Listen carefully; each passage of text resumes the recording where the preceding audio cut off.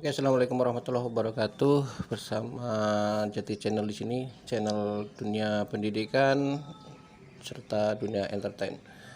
Oke, teman-teman guru di mana saja berada yang saat ini ingin mengikuti pelatihan pendidikan inklusif. Berikutnya adalah sekedar sharing apa aja yang ada di pendidikan inklusif. Oke, kita masuk saja. Jadi pertama harus masuk SIM PKB dulu ya, SIM guru belajar, habis itu masuk ke situ. Nah, kebetulan hari ini adalah hari pertama di angkatan keempat BIMTEK guru belajar seri pendidikan inklusif. Oke, kita klik mulai. Nah, Bapak dan Ibu guru semuanya, ketika masuk ke sini ada beberapa tahapan. Itu diantaranya gabung ke grup Telegram, silakan nanti ikut gabung. Yang berikutnya kita masuk ke tahap yang pertama, itu pengantar tahap BIMTEK. Kita masuk, kemudian nah ini di sini ada aturan mainnya ya, pelajari kata-kata pada setiap instruksi, ada tes dan sebagainya ya. Oke, kalau kita sudah membaca semuanya silahkan klik mark komplit. Oke, selanjutnya kita akan menghadapi tes awal atau pretest BIMTEK guru belajar inklusif. Oke, kita akan mencoba masuk ke tes awal. Oke, Bapak dan Ibu, dimasuk di tes awal. Di sini ada 25 butir soal. Nah, di waktunya adalah 50 menit. Kita mulai dengan klik start quiz. Ya, kita akan mulai dengan quiz yang pertama. Di bawah ini informasi berharga yang dapat dengan adanya keterlibatan orang tua dalam penyusunan PPI, yaitu di sini jawabannya adalah hambatan, ketidakmampuan, dan masalah peserta didik. Kita klik next. Lanjut, kegiatan mengenal atau menandai sesuatu yang bersifat semacam atau gambaran umum atau kasar disebut kegiatan. Nah, ini kata kuncinya adalah mengenal atau menandai. Jadi identifikasi jawabannya. Next. Berikutnya, kemampuan pengetahuan tentang berbagai jenis dan tingkat kelainan anak. Ini jawabannya adalah mengidentifikasi lagi. Kita klik next. Peserta didik yang menunjukkan perilaku ya dan asik dengan dirinya sendiri. Asik dengan dirinya sendiri berarti ini autisme ya, spektrum autisme jawabannya. Next. Kegiatan yang dilakukan setelah mengidentifikasi peserta didik sebagai dasar untuk membuat program disebut. Nah, ini jawabannya setelah mengidentifikasi berarti adalah assessment. Kita klik next. Berikutnya, alat identifikasi diperlukan untuk menentukan aspek apa saja menjadi fokus perhatian ketika melakukan proses identifikasi.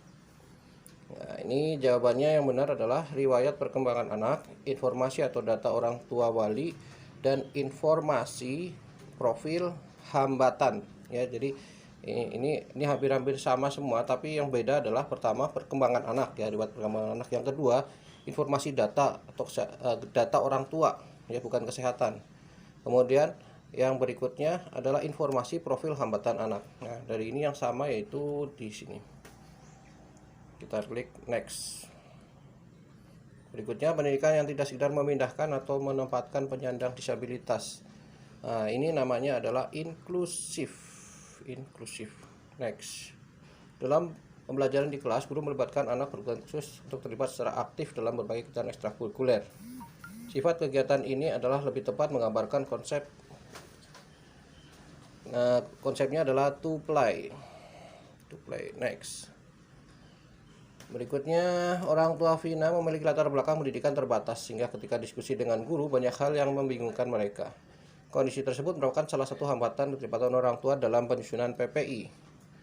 Ya, yaitu jawabannya adalah masalah komunikasi, memahami istilah pendidikan. Next.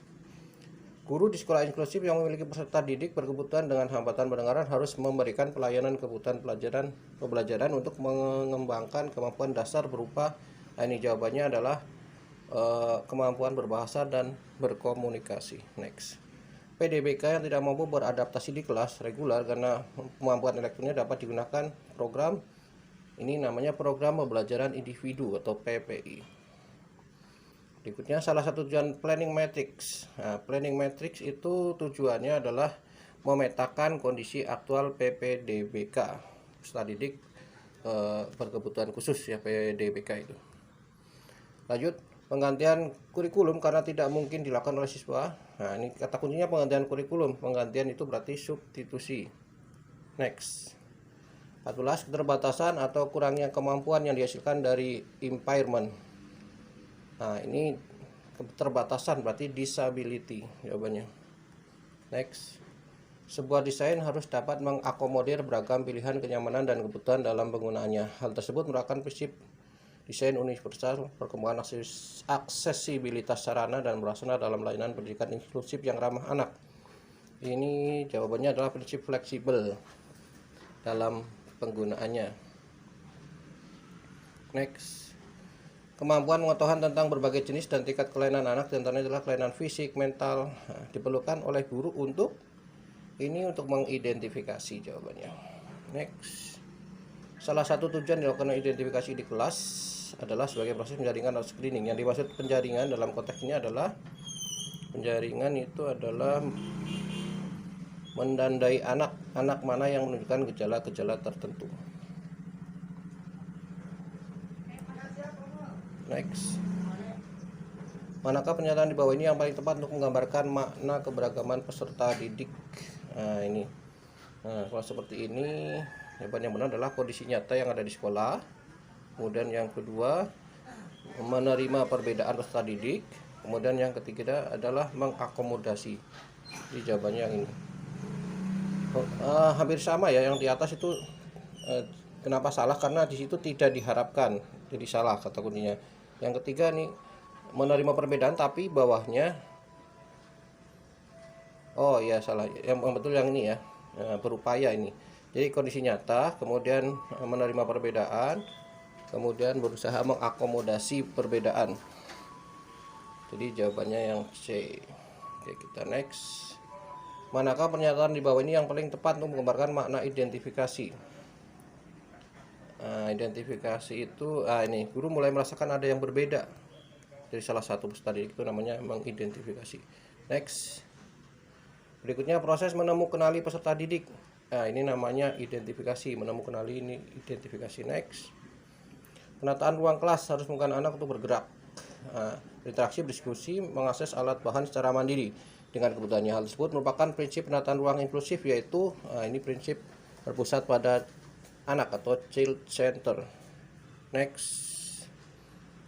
Pelaksanaan proses belajar mengajar di kelas secara umum sama dengan kegiatan proses belajar mengajar di kelas reguler. Selain terdapat peserta didik reguler, terdapat pula peserta didik berkebutuhan khusus. Oke, di sini jawabannya adalah kelas reguler inklusi penuh. Next. Manakah pernyataan di bawah ini yang paling tepat untuk menggambarkan makna identifikasi?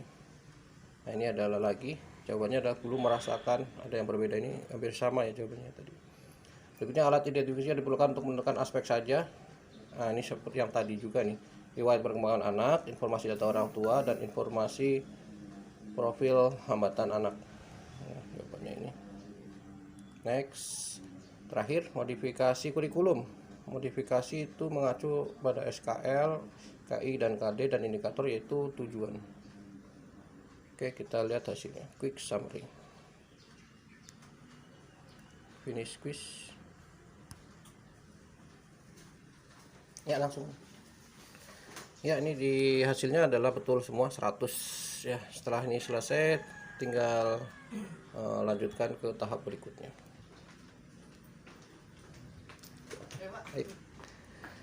Ya, ini lanjutnya adalah masuk ke bagian kedua, yaitu aktivitas pendahuluan keberagaman peserta didik. Kita masuk ke sini. Ya. Nah, ini cukup di mark complete ya kalau sudah paham. Kita lanjutkan berikutnya. Ini ada materi, silahkan diklik unduh. Kemudian kalau sudah diklik unduh, klik mark complete. Itu nanti dipelajari. Nah, ini yang terakhir adalah kuis keberagaman peserta didik tahap BIMTEK.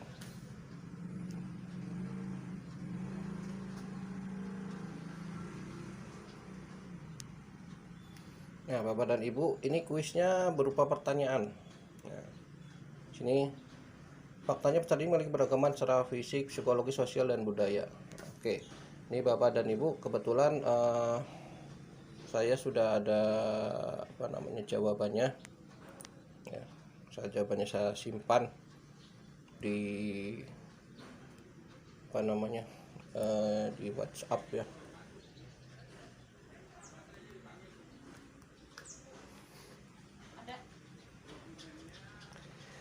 Ya, ini kita jawabannya adalah yang ini pertama.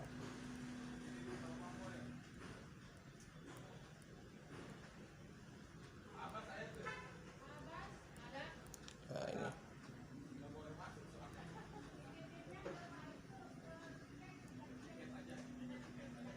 Nah, ini jawabannya, saya salin aja, saya masukin sini. Iya, tinggal di next. Sikap saya ada juga di sini.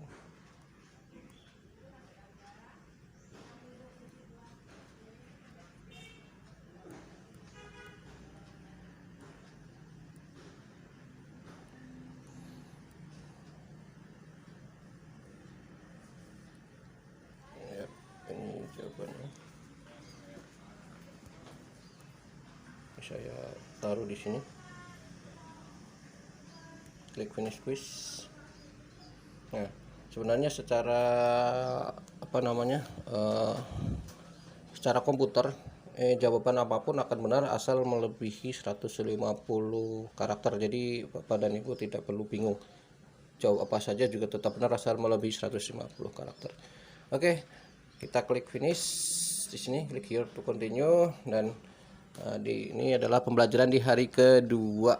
Nah, ini tidak bisa dilakukan sekarang, jadi ini bisa dilakukan di hari kedua. Oke, terima kasih sudah menonton channel saya, dan jangan lupa klik like, komen, dan subscribe.